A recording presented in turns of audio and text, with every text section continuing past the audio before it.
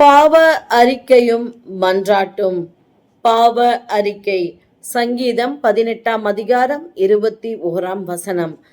கர்த்தருடைய வழிகளை கை கொண்டு வந்தேன், நான் என் தேவனுக்கு துரோகம் பண்ணினதில்லை. ஆமென். பிரியமானவர்களே, தாவீது இதை எவ்வளவு தைரியமாக தேவனுக்கு முன்பாக அறிக்கை செய்கிறார் பாருங்கள். இது போன்று நாமும் இருப்போமா?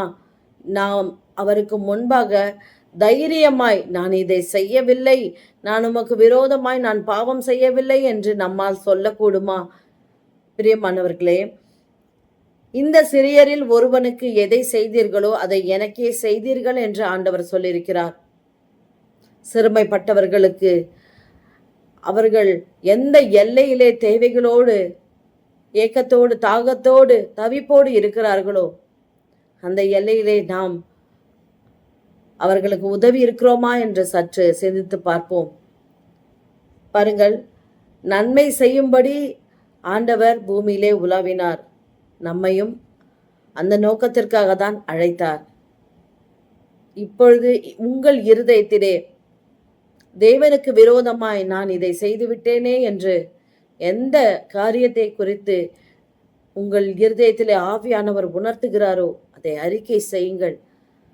அதை விட்டு விடுகிறேன் என்று சொல்லுங்கள். இப்பொழுது பாவ அறிக்கை செய்வோம். இந்த சிறியரில் ஒருவருக்கு எதை செய்தீர்களோ அதை எனக்கே செய்தீர்கள் என்று இரட்சகராகிய இயேசு கிறிஸ்து சொல்லி இருக்கிறாரே.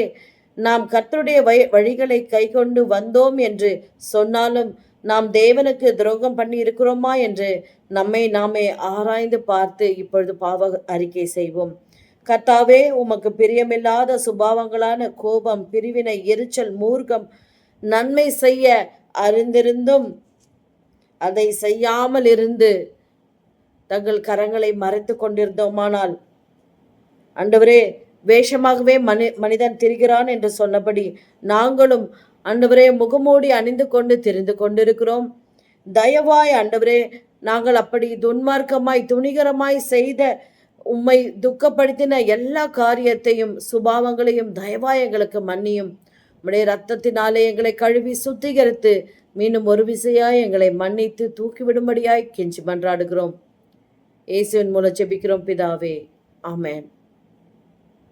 அவைகளை அறிக்கை செய்து விட்டுவிடுகிறவன் இரக்கம் பெறுவான். நீங்களும் தேவனிடத்திலே இரக்கத்தை பெற்றுக்கொண்டு வாழ்ந்து சுகித்திருங்கள். God bless you.